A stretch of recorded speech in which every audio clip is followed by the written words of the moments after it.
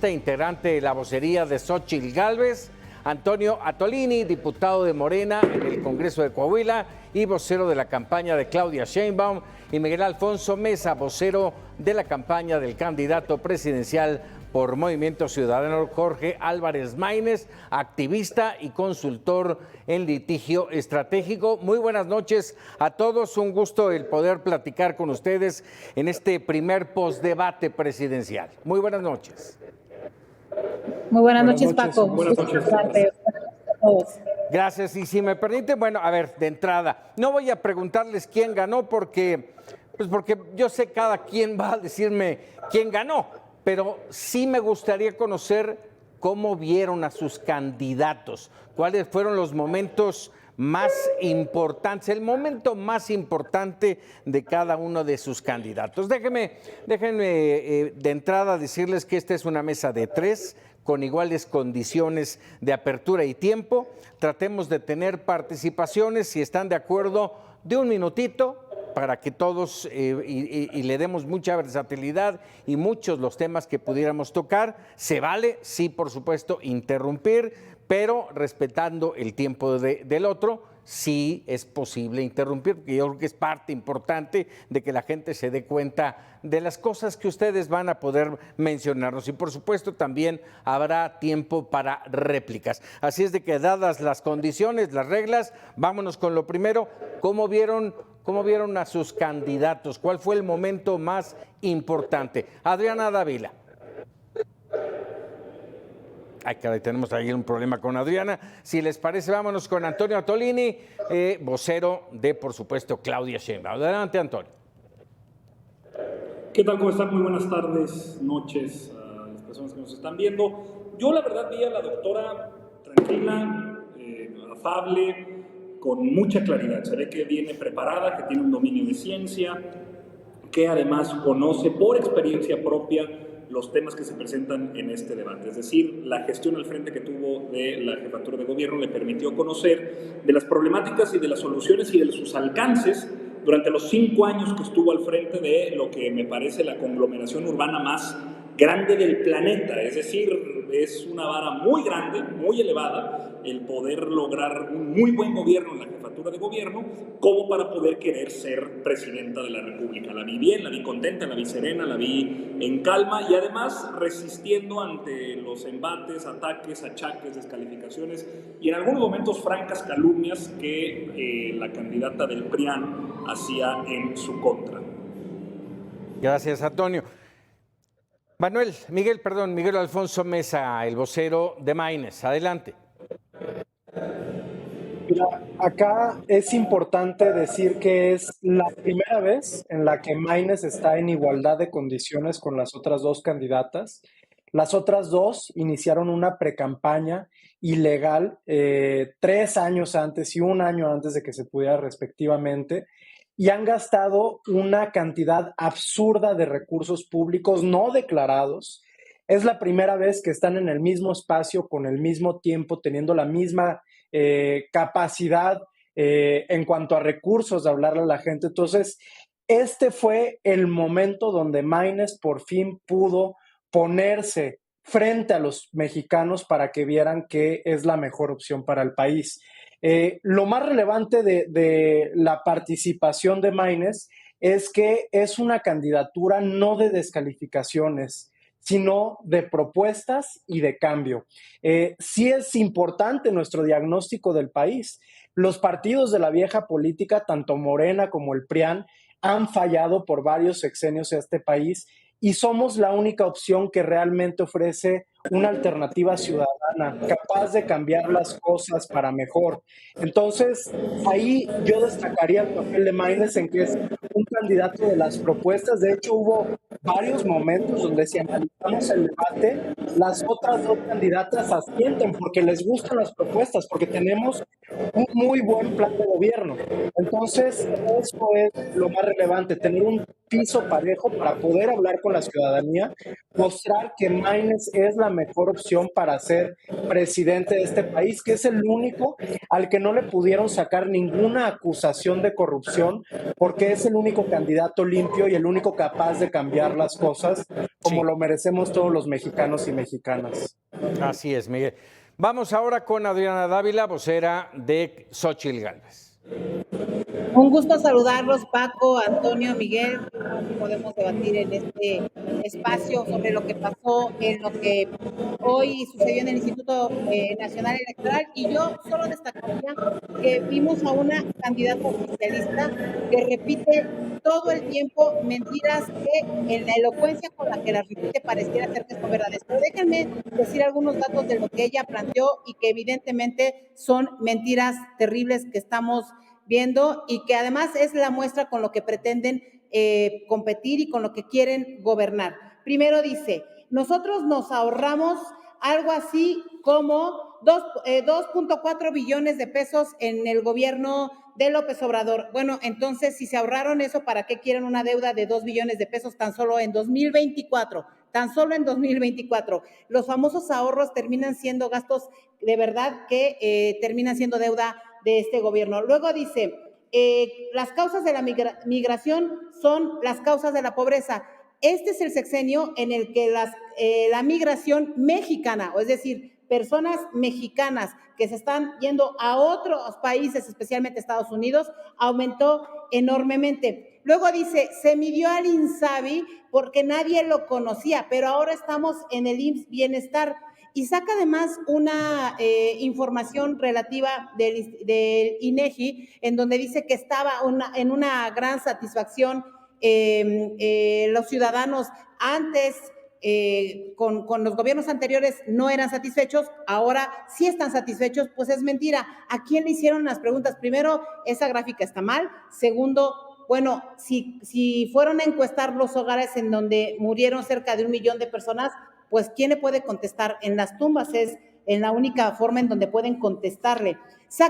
Ella dice que, bueno, va a ser, tuvo muchos premios, entre ellos algunos que le da Transparencia Mexicana, la acaban de desmentir, no es cierto. Prácticamente todas las licitaciones todos los contratos de el gobierno de la Ciudad de México fueron dadas por adjudicación directa. Es cierto, acá nos dirán que probablemente pues es una forma de poder hacer y que esté en la ley. Sí, nada más que no puede ser el 80% de los contratos. Y eso es lo que vimos hoy. En cambio, vimos a una aspirante que es Xóchitl Gálvez, que le preguntó con toda claridad a Claudia Sheinbaum cosas como lo que sucedió en la línea 2 del metro, como el apoyo a las mujeres que han perdido a sus hijos, que están en el tema de búsquedas, o a las personas que perdieron un familiar con cáncer. Y lo que encontramos del otro lado, evidentemente, es un silencio total, porque es la forma en la que ignora enormemente Claudia Sheinbaum este debate. Yo me quedo con eso y lamento muchísimo que lo que veamos sea una serie de mentiras, que parece ser que si se repitieran 1000 veces se convierten en verdad, y la verdad es que no es así. Antonio Tolini, ¿algún comentario? Ante las preguntas específicas y concretas que se hizo por parte de los moderadores para que se respondieran en el espacio que duró casi 2 horas, siempre hubo contenido, siempre hubo propuestas, siempre hubo una experiencia de gobierno específica.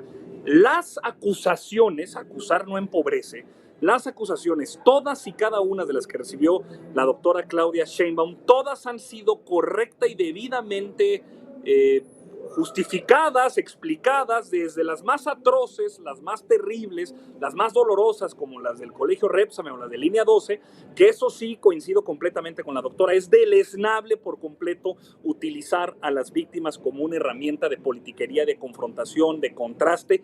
Eso no se debe permitir en un espacio donde se considera el piso mínimo de decencia.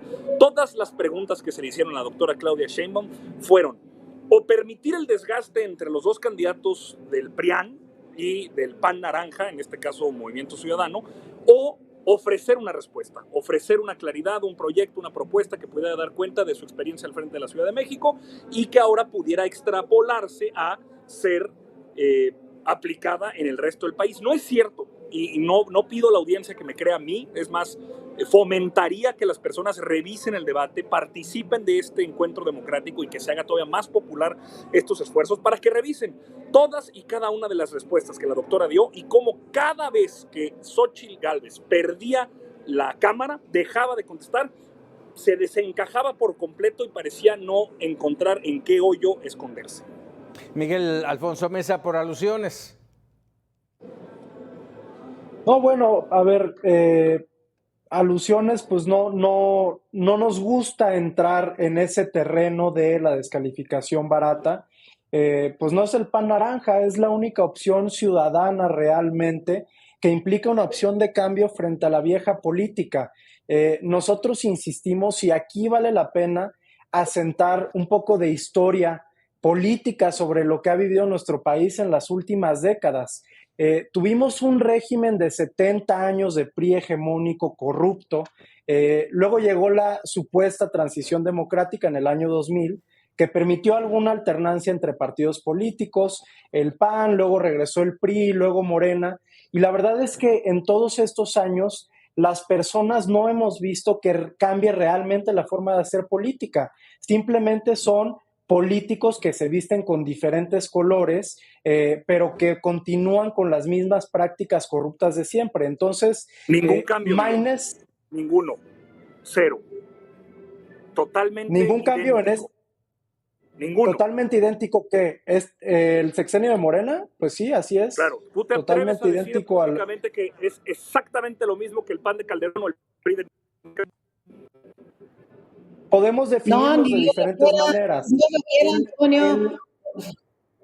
Si me permiten contestar la pregunta de Antonio, por favor, la diferencia entre el PRIAN anterior era que bajo una supuesta imagen de pluralidad en realidad se seguían haciendo negocios corruptos al amparo del poder, y lo que hemos visto no es lo mismo, es cierto, más bien es una regresión a un partido hegemónico que cada vez más establece un sistema autoritario y corrupto. Voy a poner un ejemplo muy claro de esto. Todos los gobernadores del PRI, como Erubiel Ávila, como Alfredo del Mazo, que eran los bastiones fuertes de control del PRI sobre bases clientelares, sobre territorios que siempre han sido sometidos por un control corrupto, fueron cooptados por Morena. Entonces, lo que estamos viendo sí es un cambio en este tipo de dinámicas, pero ahora más bien en que se está reconstruyendo esta hegemonía. Ahora, me gustaría, no le voy a quitar tiempo, voy a permitir que continúe esto, pero pasar a las propuestas en las siguientes participaciones. Sería bueno, ya las acusaciones todos las conocemos. Aprovecho justamente esto que dices, Miguel Alfonso Mesa, y voy contigo, Adriana, si te parece. A ver, la pregunta es para los tres. Uno de los temas fundamentales es el tema del sistema de salud. Y hablan tanto Xóchitl Gálvez como Claudia Sheinbaum, hablan de tener el dinero para apoyar, para acabar con el problema del desabasto de medicamentos, con el problema de la falta de infraestructura, de médicos. Xóchitl habla incluso de 240,000 millones de pesos que se dejaron de utilizar en esta administración. Adriana. Sí. A ver, empiezo por decir que hay que diferenciar lo que son los temas específicos y lamentablemente Morena lo que hace siempre cuando ve perdida una discusión de argumentos, se victimiza por un lado o empiezan a interrumpir en otro sentido, ¿no? No es el caso de Antonio en este momento, lo entiendo perfectamente, pero vamos a hablar con datos claros de lo que dijo Claudia y de lo que se propone. Primero, Claudia mostró una gráfica del INEGI. Sí. Y la verdad es que miente, Claudia miente. El 56% de los usuarios del INSABI no recibieron sus medicamentos. Además, miente cuando dice que el abasto está en 100%. Y además, lo que no dijo es que 67% de los usuarios indicaron que hay saturación en los hospitales. Es más, déjame decirte algún dato. Justamente previo en el momento en el que estábamos discutiendo, un hospital en un estado de la República que pasó a ser parte de este IMSS Bienestar, que solo es un tema de trasladar los bienes a la federación, de centralizar todos los temas de salud, estaba quedándose sin luz. Ya vimos cómo se quedaron sin elevadores, ya vimos que murió una persona en elevadores, ya vimos que 50 millones de personas se quedaron sin medicamentos. Estamos hablando de datos duros, no estamos hablando de una calumnia, no estamos hablando de una acusación falsa y no estamos hablando más que de lo que ya vivimos. La científica que se presume ser científica y doctora sigue insistiendo que el manejo de la ivermectina en la Ciudad de México fue muy bueno, porque además dicen sus voceros, entre ellos Gabriela Cuevas, que eso está muy bien. No es cierto, no está muy bien. Perdón, nada más quiero concluir la intervención. Por favor. Y no está muy bien, la ivermectina sirve para otras cosas, no para el COVID, por más que le quieran mentir. Y perdón, en el caso de MC no tienen que decir absolutamente nada, porque yo reconozco en el caso concreto de MC que tienen personajes como Salomón Chertorivsky, que fue parte de la creación del Seguro Popular, que es una de las propuestas de Xóchitl Gálvez de regresar al Seguro Popular con modificaciones leves en el sistema, en el formato, que no tiene nada que ver con aquellas acusaciones que se hacen de corrupción, que por cierto, ninguna está aprobada, no hay nadie en la cárcel, teniendo todos los instrumentos al alcance, no hay absolutamente nadie. Entonces, que no se diga que es mentira o que es una difamación o que es una calumnia a la doctora. No, son datos concretos y datos duros. Discutamos sobre los datos duros. Gracias, Adriana. Antonio.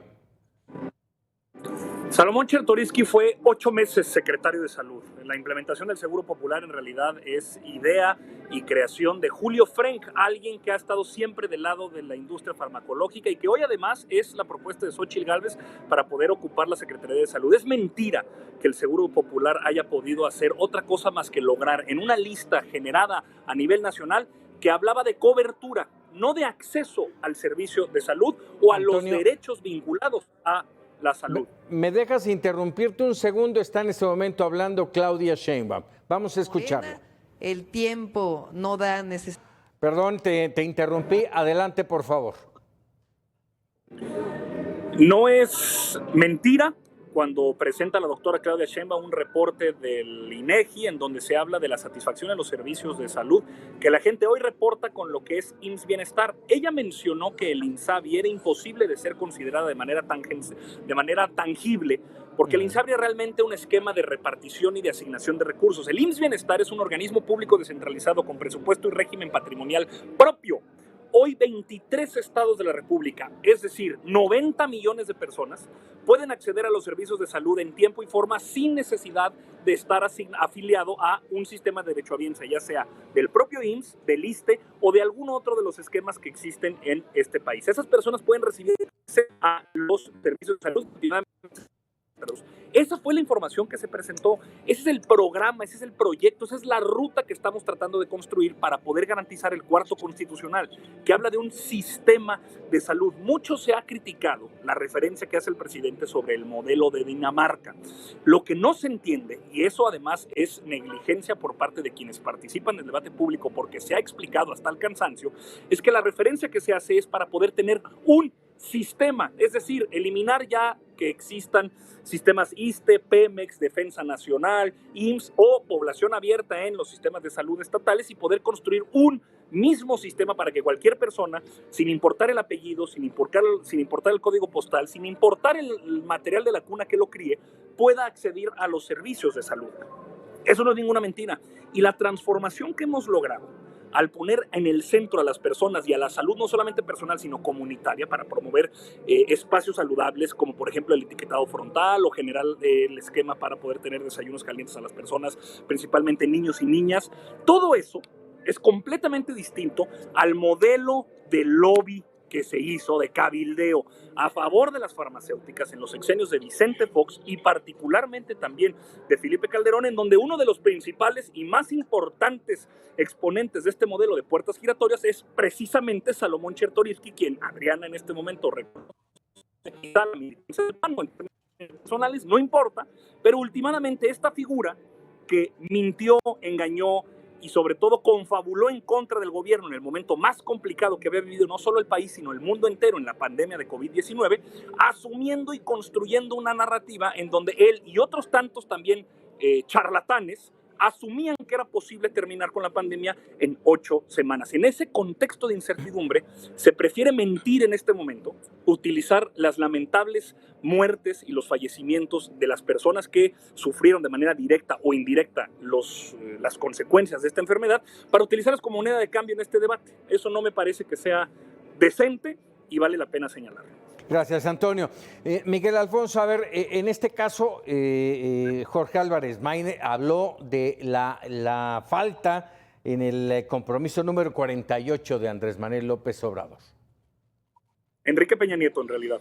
Enrique Peña. Sí, mira, Fue de Enrique Peña Nieto. Vamos a hacer un diagnóstico de cómo está la situación de la salud actualmente. Por un lado, tenemos un problema que ha sido sistémico en todos los gobiernos. Es un problema de Estado, en realidad no es algo imputable a un partido político, que es que tenemos muy poco gasto en salud. Tenemos menos del 3%, cuando las organizaciones internacionales recomiendan que se invierta entre el 6 y el 9% del PIB en salud. Entonces, aquí hay que hablar de la primera propuesta, que sí es una diferencia de un hombre de Estado frente a las otras dos candidatas que hace Maínez, y es: necesitamos hacer una reforma fiscal progresiva para cobrarle impuestos a los que más tienen, no a la clase media, no a la clase trabajadora, sino a las empresas multimillonarias y a las transnacionales, para con eso financiar un sistema de salud pública que nos alcance a todas las personas. En realidad, las otras candidatas proponen unificar el sistema, hacerles cambios administrativos y demás, pero no van al fondo, que es cómo financiar realmente que todos podamos acceder a la salud. Luego hay otro punto que me parece...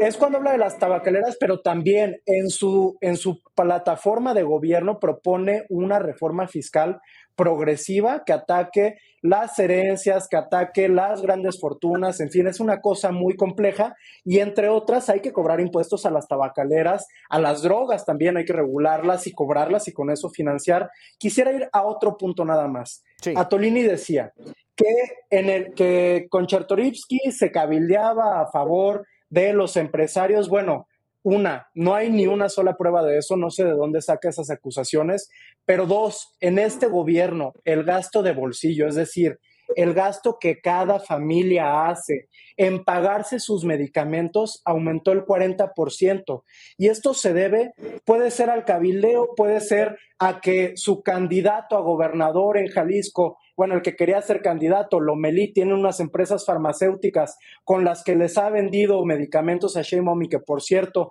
están acusadas de tener vínculos con el crimen organizado, pero también se debe a la destrucción del sistema de salud. Cambiaron 6 veces el diseño del modelo con el que se iba a atender a la salud pública. Por eso los mexicanos, hoy más que nunca, tienen que acudir al doctor Simi o a Salud Digna para poder acceder a la salud. Y lo que no vemos es que este gobierno, en ninguno de sus modelos, que por cierto Atolini participó como funcionario público en el IMSS, haya podido resolver este problema. Entonces, digo, no quiero clavarnos en las descalificaciones. Las dos propuestas claras son una reforma para poder financiar un sistema de salud realmente, y dos, que no ocurra lo que está ocurriendo hoy, que por corrupción y por la destrucción de las instituciones, los mexicanos están teniendo que poner de su bolsillo para financiar sus medicamentos. Gracias, Miguel. Si les parece, me gustaría entrar, porque el tiempo se nos va, Adri, y me gustaría entrar a otro tema que también parece relevante, el tema de la corrupción. Yo creo que fue uno de los temas más fuertes en donde se habló, ya lo decía Antonio Atolini, Claudia Sheinbaum fue atacada y reviró en un par de ocasiones, en otras no quiso hablar. ¿Te parece si arrancamos con eso, Adriana Dávila?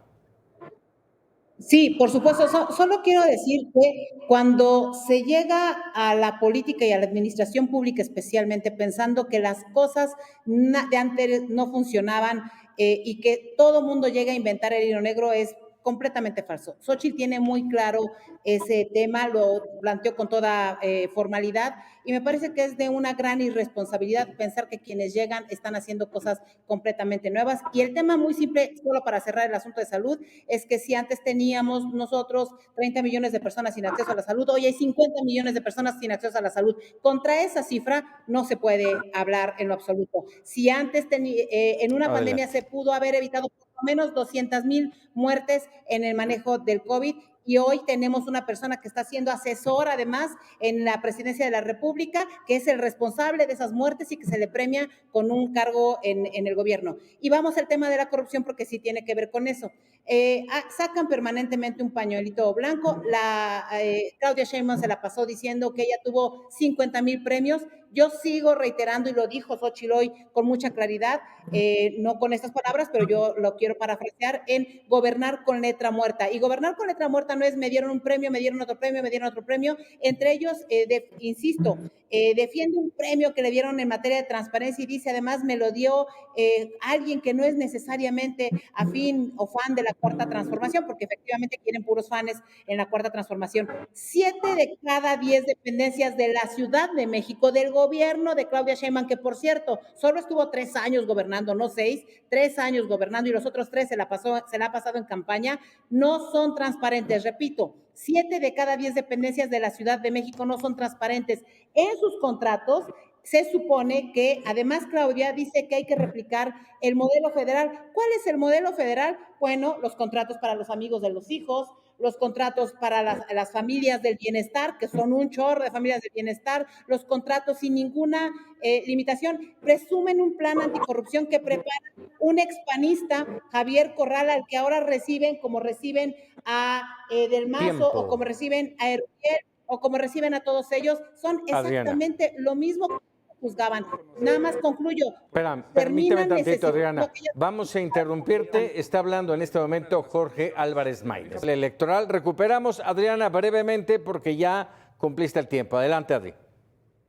Sí, yo concluyo diciendo eso, no, decir, hablar elocuentemente, tener el apoyo oficialista, con todo el aparato del Estado en una campaña, no necesariamente significa haber ganado ni en argumentos ni en el debate.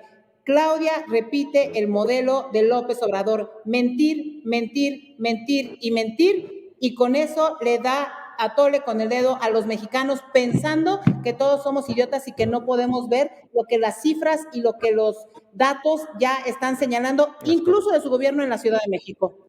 Gracias, Adriana. Antonio. Pensar que el país está compuesto por hombres y mujeres idiotas, usando la palabra de Adriana, hombres y mujeres que hoy refrendan una confianza de más del 60% en el proyecto obradorista que actualmente encabeza el presidente López Obrador y que hoy en las encuestas, al menos todas las encuestas públicas y publicadas de encuestadoras serias, mantienen en una aceptación más o menos similar entre el 60 y el 65% a la doctora Claudia Sheinbaum. Entonces, ¿qué podrá ser? ¿Será que el 65% de los encuestados ven algo que no ve Adriana? ¿O será entonces que Adriana ve algo que el 65% de la población encuestada no ve? Habría que considerar cuál es entonces esta evaluación. Y nada más quiero hacer una reflexión. Ahorita Álvarez Maínez está descosiéndose en loas por el fundador del Movimiento Ciudadano, Dante Delgado, y también hace referencia a Amalia García. Pareciera que a los representantes del viejo régimen, incluyo ahí a Movimiento Ciudadano, pero por supuesto también al PRI y al PAN, de que políticos y políticas experimentados en espacios de poder y de gestión dejen sus espacios y se sumen a Morena, pero parece que no están molestos con que Dante Delgado fuera gobernador de Veracruz y estuviera preso precisamente por vinculaciones a la corrupción, o Amalia García, también gobernadora del PRD en Zacatecas, pero esas sí pueden ser dos referencias que ninguno de los dos aquí presentes interlocutores de los proyectos políticos que debatieron hoy parecieran molestarle.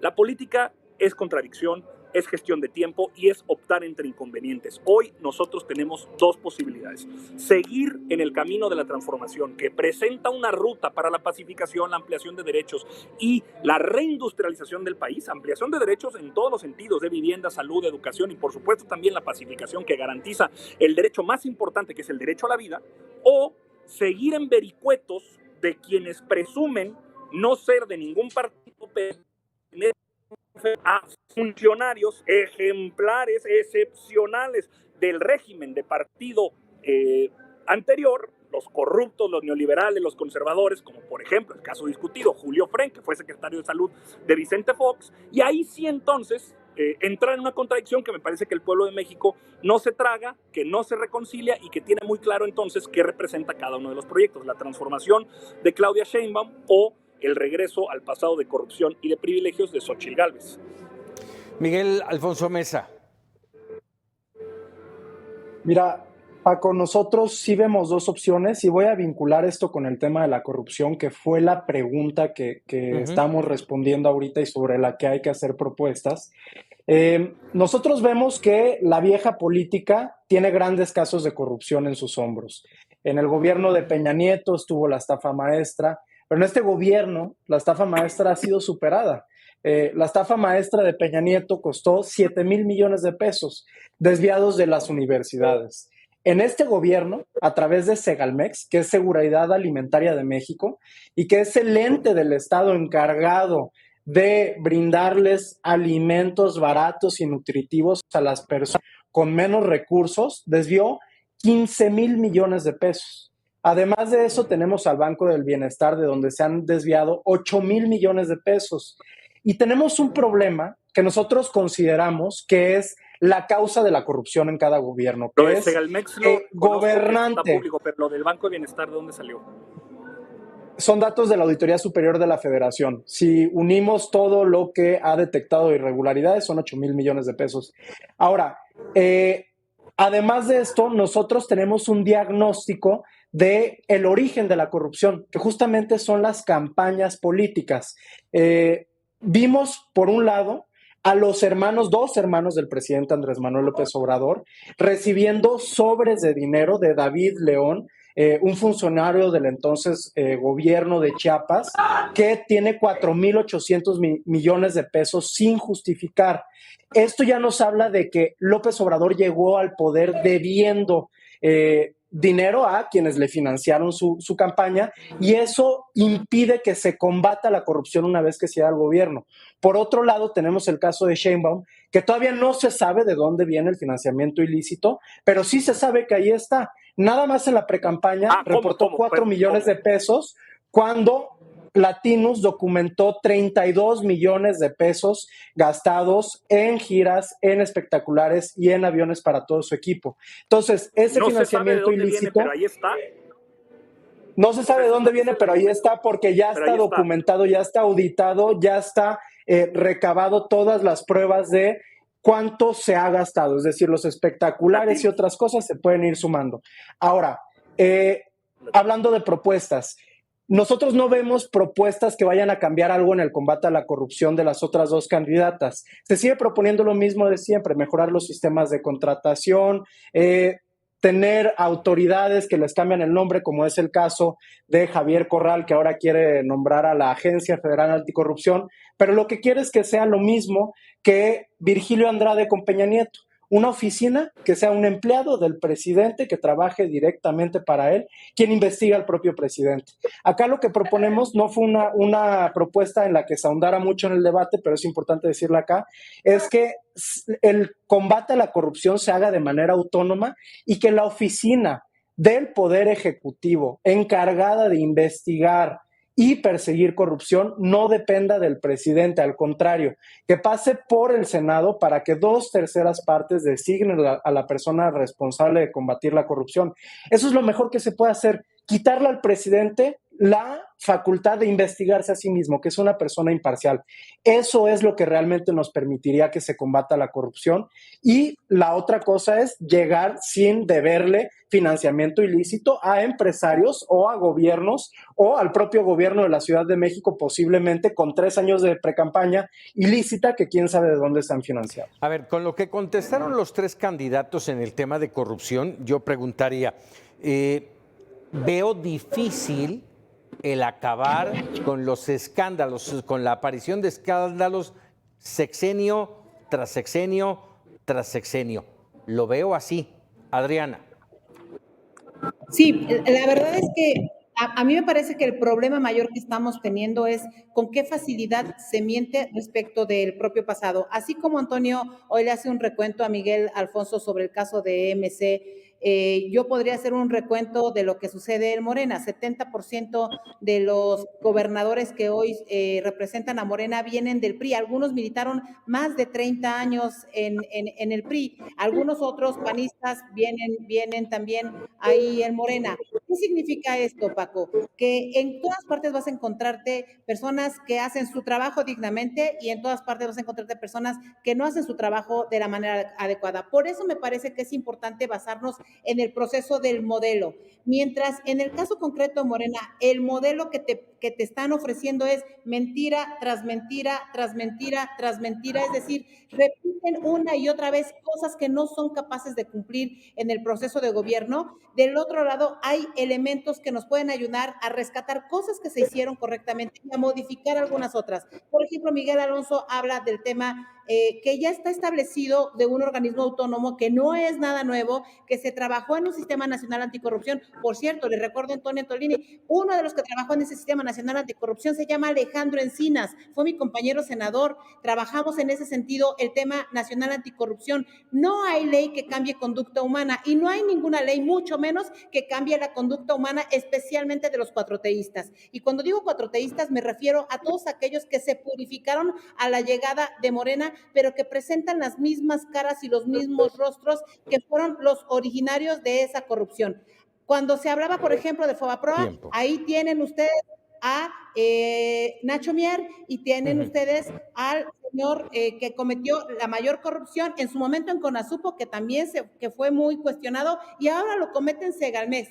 Cuando se habla de fraudes electorales, Antonio Antolini habla con mucha facilidad y bueno, Claudia hoy sacó 3 veces a Felipe Calderón en el debate, lo aman, lo adoran, y bueno, nomás se les olvida que cuando el tema concreto de Felipe Calderón, bueno, tienen a Manuel Bartlett, que fue como surgió el Instituto Nacional Electoral. Cuando no se conoce la historia y además se falsifica, es lo que hacen justamente los gobiernos populistas, porque pareciera ser que se pretende desaparecer todo aquello que no se combate más que con una mejor condición y una actitud distinta ante el poder que Xóchitl Gálvez tiene claro. Y planteó con mucha seguridad, y lo doy aquí, es sistematizar todos los trámites, todas las licitaciones, que no haya posibilidades de que haya manejo sucio o de dinero que se entregue en sobres amarillos a los hermanos, a los amigos o a la propia candidata que ha hecho campaña durante 3 años y que no ha gobernado en este país. A mí me parece que la mejor forma de combatir todo esto es entender que en este país tenemos que convivir todos, y Xóchitl promete un gobierno en el que podamos caber todos, los de Morena, los del PRI, los del PRD y los que no tienen partido. Eso es la diferencia, que es básica y que es muy importante. Tiempo. Vamos rápidamente, Antonio Antolini, ¿cuál es el camino para acabar con los escándalos? Hay una cosa fundamental que nadie puede hacer otro que no sean los obradoristas, que es sentirse orgulloso de su movimiento, sentirse orgulloso de los principios que nos dieron vida, que nos dieron origen y sobre todo del ejemplo de quien durante tanto tiempo, casi 30 años, estuvo luchando todos los días en contra de las injusticias de un sistema mafioso que se confabuló en su contra, que comploteó en su contra para evitar que él y todo lo que representaba y los millones que lo acompañábamos llegaran al poder, que se llama Andrés Manuel López Obrador. Yo personalmente te puedo comentar que siempre que siento una emoción importante en mi vida, yo recurro al discurso del desafuero. Hace 19 años, el día de hoy, se pronunció uno de los discursos más importantes de habla hispana del mundo. Nos sentimos muy orgullosos de nuestro dirigente, nos sentimos muy orgullosos del movimiento. ¿Por qué no sucede así en la candidatura del PRIAN? ¿Por qué niegan el partido político del que forman parte? ¿Por qué niegan al PRI?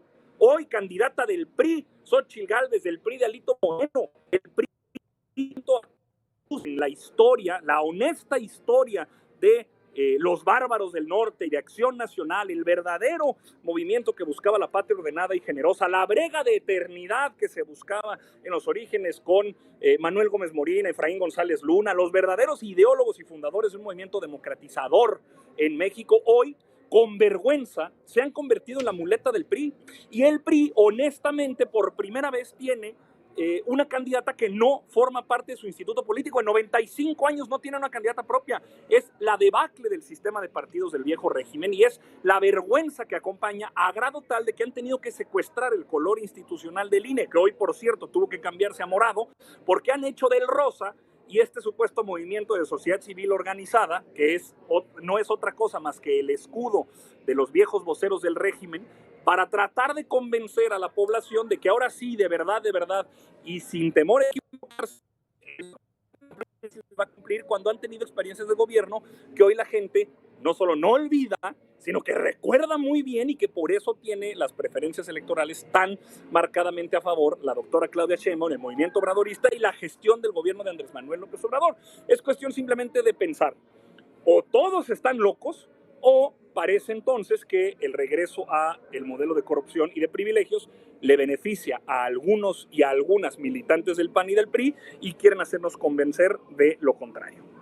Miguel Alfonso Mesa, reitero mi pregunta, ¿no hay por dónde o cuál es la vía para acabar con los escándalos de corrupción sexenio tras sexenio? Sí, mira, Paco, podría aprovechar para recordar cuáles son los escándalos que ha habido últimamente, pero creo que es más importante responder la pregunta para darle una solución realmente. En estos últimos años ha habido escándalos por 551 mil millones de pesos. Es un dato que hizo Tojil, una organización civil, en algo que llama Corruptómetro, que va narrando todos los casos de corrupción. Y evidentemente hay de todos los partidos. Nosotros no negamos que la partidocracia en sí misma, independientemente del color, también sea un problema. Pero ¿cómo terminar con esto? Una es construir capacidades institucionales para combatir la corrupción. De 2020 a 2023 cayó la capacidad institucional para combatir la corrupción. Antes estábamos en 4.55 de 10 posibles puntos y ahora estamos en 3.62. Entonces hay que reconstruir esas capacidades de las instituciones, además de ir construyendo adecuadamente las autonomías, designar a las personas que realmente no respondan ni a un poder político ni a un poder económico y que se vayan a dedicar realmente a perseguir todos los casos. Pero hay otra cosa, y me voy un poco más a la teoría, que es cómo funciona la corrupción. La corrupción es una trampa que se autorrefuerza. ¿Qué quiere decir esto? Si un político desvía recursos públicos, va a usar esos recursos para pagar abogados que los defiendan, para pagar contadores que le construyan sistemas fiscales para evadir impuestos, para comprar empresas fantasmas y con eso ocultar más. Es decir, la corrupción se autorrefuerza, se alimenta a sí misma. Entonces, ¿qué pasa con eso? Que si tú combates nada más un poquito de la corrupción, rápido se vuelve a reconstruir y vuelven a construir eso que ahí existía. Entonces, en ese sentido, los escándalos son buenos, porque los escándalos, un gran escándalo como Lava Jato, por ejemplo, en Brasil, permiten que el sistema político se siembre y entonces tenga que haber un cambio. Se tienen que desplomar con casos así escandalosos los niveles de corrupción para que logren un nivel tan bajo que ya los políticos no alcancen ni siquiera a contratar suficientes abogados y contratar suficientes empresas y contadores para defenderse y reconstruir la corrupción. Entonces, con la alternancia que va a representar Maynes, va a haber muchos escándalos, porque se tienen que destapar todavía muchos escándalos que están bajo la luz. Y una vez que haya eso, con capacidades institucionales construidas, podremos realmente disminuir los niveles de corrupción. Y esto tiene que quedarse ahí como propuesta para quien sea que llegue a la presidencia. Hay que desplomar, hay que utilizar los escándalos de corrupción para realmente ir a fondo en todo el sistema político corrupto, combatir todo eso y que no sean capaces de regenerarse como suele suceder. Negro panorama el que nos pintas, Miguel Alfonso, pero bueno, estamos llegando ya al final de este postdebate en Voto por México y me gustaría ahora sí conocer en 30 segunditos cuál es su conclusión del debate, del primer debate presidencial que acabamos de presenciar. Inicio contigo, Adriana. 30 segunditos. Mira, yo solo Sí, solo quiero hacer algunas precisiones porque me parece que es importante. Sé que Antonio se emociona siempre cuando dice que escucha el discurso del desafuero y hoy tienen a Gabriela Cuevas que le fue a pagar la fianza a López Obrador de las incongruencias que tienen ahí y tienen un montón de panistas ahí o al presidente del PAN, en fin, una serie de cosas. Luego dice que las encuestas están muy bien y que aman a López Obrador. Le doy nada más los datos. La aprobación de López Obrador es exactamente la misma o prácticamente la misma que tenían Cedillo y que tenía Vicente Fox y que tenía Felipe Calderón. La única diferencia, quien no tenía esa aprobación era Enrique Peña Nieto. Por cierto, muchos de los en ese tiempo priistas aliados hoy de Morena. Y termino con un dato. Es cierto que el presidente tiene una popularidad, entre comillas, muy alta, pero está reprobado en seguridad, está reprobado en salud, a los mismos encuestadores, las mismas encuestas, está reprobado en bienestar, está reprobado en prácticamente todos los rubros de su gobierno. ¿Cuál es la explicación de la popularidad del presidente? 23,000 servidores de la nación pagados con el erario. 22 gobernadores. Lo que pasa es que Antonio, como es muy joven, a lo mejor no se acuerda de cuál era el PRI de los 70. Adriana, y bello se te El olvidó. aparato del gobierno federal para usar todo a su alcance y repartir programas sociales a diestra y siniestra. Por cierto, déjenme decirles, uno de los mayores fraudes que tiene este gobierno es el que se cometió contra los adultos mayores. 4,200 millones de pesos porque se reportaron más adultos mayores beneficiados que los adultos mayores que reporta el INEGI. ¿Qué significa esto? Que están usando el dinero como lo usaban en los años 70 en la campaña. No, el pasado no lo representa Xóchitl Gálvez, el pasado Adriana. lo representa Morena y Claudia Sheinbaum. Tiempo, Adriana, gracias. Antonio Attolini, conclusiones, ¿cómo viste este debate, el primero? Bueno, quizá no tenga la misma edad que Adriana, pero la historia también se lee. Y una cosa que hemos aprendido en este sexenio es que los mecanismos de información que típicamente acompañaron el régimen de partido único de Estado y también la mal llamada transición democrática hoy han quedado completamente rebasados. Es curioso que teorice, y me parece que además teoriza bien Miguel Alfonso a partir de cómo hay esta trampa de la corrupción, y suponer que hay tanto escándalo y tanto escarnio que entonces no viéramos un compromiso de la autoridad moral o que se viera comprometida la autoridad moral tanto del presidente como de alguno de sus funcionarios, Antonio, y hoy la candidata presidencial. ¿Por qué eso no sucede? Perdón, Antonio, te tengo que interrumpir de nuevo. Va a hablar en este momento. Sin problema. Bueno, esto es justo lo que trataba de revelar, es esto, la contradicción de por qué si se supone que hay tantos datos escandalosos como los que ha presentado, en este caso ahorita la representante del PRI, como parte de su reflexión post-debate, u otros tantos como aquí la interlocutora Adriana o Miguel Alfonso. Si esos datos fueran así como los plantean y que no tuvieran contexto y no fueran además materia de la discusión pública y sobre todo en muchos casos ya resueltos, pues entonces no se explica por qué tienes el nivel de aprobación que tiene el presidente o el nivel de aprobación que tiene actualmente la candidata. Aventar una metodología espuria de diferentes organismos que se dedican a supuestamente medir, pero no revelar la metodología y no decir cómo y desde dónde se está midiendo, también habla un poco del sesgo tramposo que en algunos casos esos instrumentos se utilizan. Entonces, es simplemente muy fácil. No nos peleemos con la realidad, no hay nada más verdadero que la realidad. Y hoy la gente, el pueblo de México sabe, conoce, entiende, percibe y asume como propio los logros alcanzados por la Cuarta Transformación y el desgobierno que tuvimos, a la rapiña, a la corrupción, a la venta de plazas y posiciones públicas y la chatarrización de la planta productiva del país, como lo vivimos con los distintos presidentes del pasado. Hoy todos muy orgullosos de ellos, no lo sé, a mí me daría vergüenza tener como referente a Vicente Fox o a Felipe Calderón. Gracias, Antonio. Cerramos contigo, Miguel Alfonso Mesa. Sí, Paco, nos pediste dar nuestra conclusión sobre el debate y nuestra visión de país. Nuestra visión es una visión de esperanza. Por un lado, vemos que una de las opciones propone la continuidad de algo que francamente lucró con la esperanza de la gente y que no ha funcionado.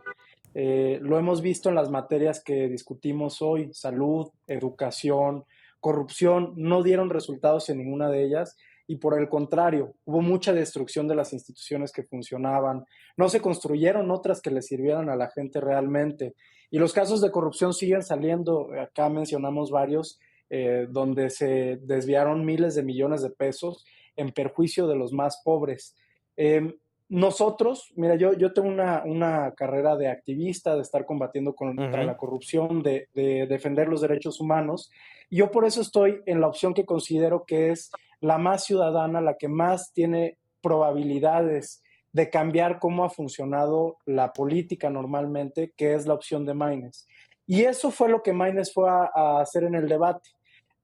Por un lado, mostrar cuáles han sido los errores de la vieja política y que no nos pueden venir a mentir y a decir que van a cambiar las cosas, pero por otro lado mostrarle a la gente que en conjunto, con todas las personas, podemos llegar al gobierno con una opción nueva que realmente sea participativa, que no solo lucre con las causas de las personas, sino que las lleve a estar ahí desde el gobierno, que sea un gobierno equitativo, donde todas las personas sean tratadas iguales, y eso es lo que busca Maynes y lo que se reveló en el debate. Hay una encuesta que acaba de salir de Milenio, que es el candidato con más positivos después del debate, es decir, que más personas sintieron esperanza o algún sentimiento positivo a su favor, y por otro lado también es la tendencia número 1 ahorita en redes sociales. Maynes es el primer nombre. Entonces, hoy es el primer día de remontar este partido. Nos quedan 60 minutos, nos quedan 2 meses de elección y durante esos meses Maynes va a llegar a la presidencia de la República. Gracias, Miguel Alfonso. Llegamos así al final de este primer postdebate, que es un postdebate, déjeme decirlo, seguramente lo comparten quienes están en esta mesa virtual. Vendrá un postdebate largo de por lo menos 3-4 días. Se va a estar hablando, se va a estar recomponiendo lo que se descompuso o fortaleciendo lo que se fortaleció en este primer debate presidencial. Adriana Dávila, vocería de Xóchitl Gálvez, Antonio Atolini, de la vocería de Claudia Sheinbaum, y Miguel Alfonso Mesa, de la vocería de Jorge Álvarez Maynes. Agradecido como siempre, que no será la última, por supuesto, por estos minutos del primer postdebate.